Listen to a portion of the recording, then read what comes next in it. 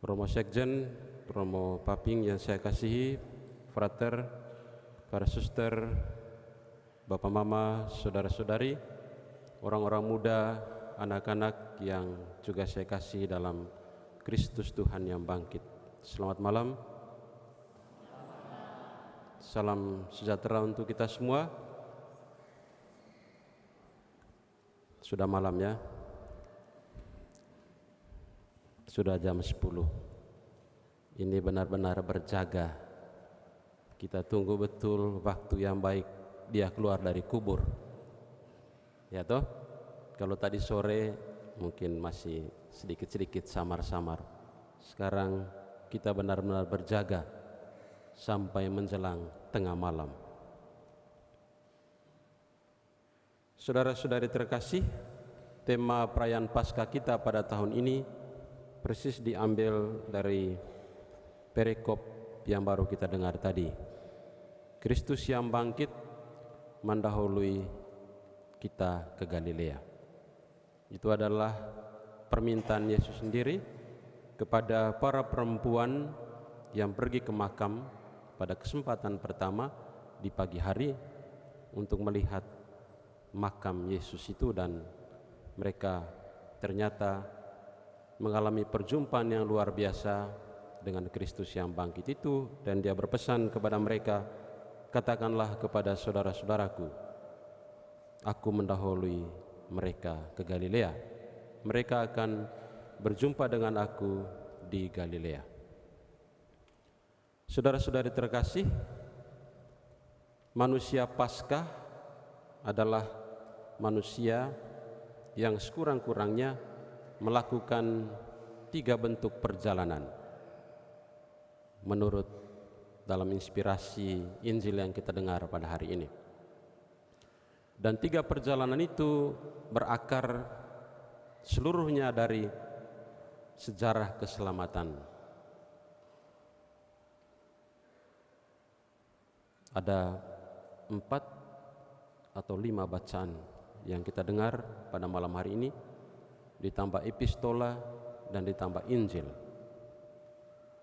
Bacaan-bacaan itu melukiskan kepada kita sebuah sejarah keselamatan yang tidak ada jedanya. Sejarah keselamatan itu tidak ada jedanya. Kita mungkin berpikir ketika Yesus ada di dalam makam, maka itu adalah waktu jeda untuk keselamatan. Tidak ada jedanya, dan keselamatan itu terus berlangsung sampai dengan saat ini, bahkan sampai dengan masa yang akan datang.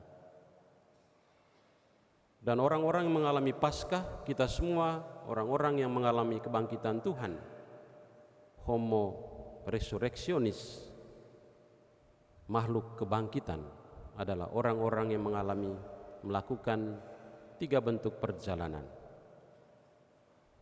Perjalanan pertama, dan semua perjalanan itu bergerak dari makam, bergerak dari kubur. Perjalanan pertama diwakili oleh para perempuan yang pergi ke makam. Siapakah para perempuan itu? Ada yang kenal? Ada yang tahu? Tidak ada yang tahu ya. Menurut tradisi mereka adalah duo Maria, Maria Magdalena dan Maria ibu Yakobus, tetapi hanya disebut para perempuan. Kenapa anonim? Karena Paskah itu selalu menyediakan ruang kosong supaya kita bisa mengisinya. Jadi para perempuan itu bisa juga adalah kita, setiap pribadi, bisa juga adalah keluarga-keluarga, bisa juga adalah komunitas, bisa juga adalah masyarakat, bisa juga adalah gereja yang ingin pergi. Seperti apakah Kristus yang seperti katanya itu dia akan bangkit dari antara orang mati? Perjalanan pertama mereka lakukan adalah perjalanan dari makam menuju pengharapan. Ketika dua perempuan itu sampai di makam itu, mereka berhadapan dengan sebuah kenyataan yang lain. Bahkan secara langsung kepada mereka diwartakan oleh malaikat bahwa sia-sia kamu mencari dia di sini. Dia sudah tidak ada di sini. Dia sudah bangkit. Dia sudah pergi. Dia sudah pergi ke Galilea mendahului saudara-saudaranya.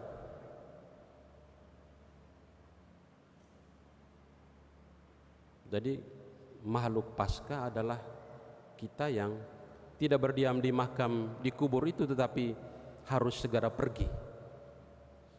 Seperti permintaan malaikat itu, kamu juga harus pergi, tinggalkan makam ini. Dan makam itu adalah sebuah realitas simbolik, simbol dari banyak pengalaman yang kita hadapi dalam hidup ini. Pengalaman keputusasaan, pengalaman kegagalan, pengalaman sakit, pengalaman konflik, pengalaman kebencian, pengalaman permusuhan, berbagai macam bentuk pengalaman yang kita hadapi dalam hidup ini dilambangkan dengan kubur itu, dan kita harus meninggalkan kubur itu untuk pergi bertemu dengan Dia yang sudah bangkit. Maka perjalanan pertama yang harus kita lakukan adalah perjalanan menyambut harapan baru, menyambut pengharapan baru, menyambut hidup baru, karena kita adalah ciptaan baru di dalam Kristus yang bangkit.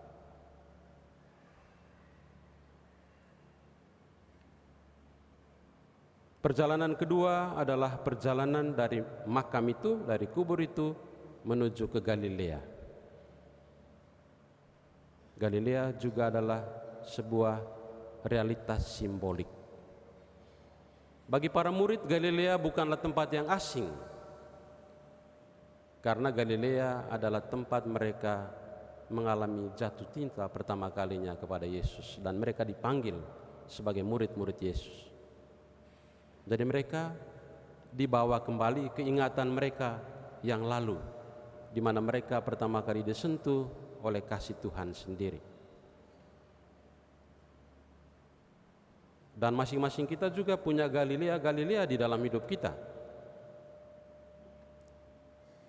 yang mungkin karena berbagai macam persoalan telah kita tinggalkan.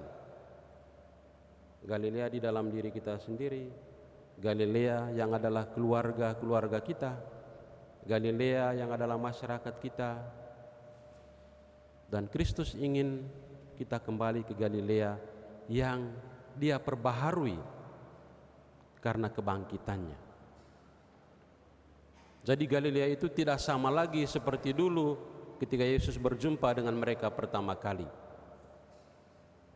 Karena ketika Dia ke Galilea setelah kebangkitan, maka Galilea itu juga diubah menjadi sebuah keadaan, sebuah suasana yang baru. Dan kita, orang-orang yang mengalami kebangkitan, adalah orang-orang yang harus bisa berjalan menuju Galilea itu, menemukan kembali keaslian hidup kita, menemukan kembali nilai-nilai yang mungkin sudah lama kita tinggalkan dari kehidupan pribadi, kehidupan keluarga-keluarga, kehidupan komunitas, kehidupan masyarakat, dan kehidupan gereja. Perjalanan ketiga yang harus kita lakukan adalah perjalanan dari makam menuju kesaksian. Kita dengar dari bacaan Injil tadi, Yesus minta kepada perempuan itu, pergilah kamu, sampaikan kepada saudara-saudaraku, murid-muridku, aku mendahului mereka ke Galilea. Di sana mereka akan berjumpa dengan aku. Dan perempuan-perempuan itu tidak segan untuk mengatakan bahwa Kristus sudah bangkit. Kami sudah berjumpa dengan Dia. Dan kita pun dipanggil untuk melakukan hal yang sama. Kita mengalami berjumpa dengan Kristus yang bangkit, tapi juga kita dipanggil untuk menjadi saksi dari kebangkitan. Perjalanan dari makam menjadi orang-orang yang bisa memberi kesaksian tentang kebangkitan Tuhan. Saudara-saudari yang terkasih dalam Tuhan kita Yesus Kristus, pada malam hari ini kita semua berkumpul di sini untuk menerima cahaya Kristus di dalam hidup kita, menerima terang Kristus di dalam hati kita, di dalam keluarga-keluarga kita, di dalam komunitas kita. Ini adalah hadiah terbesar bagi kita umat manusia. Dan malam ini adalah pusat dari perjalanan liturgis kita, perjalanan liturgis gereja, perayaan malam Paskah.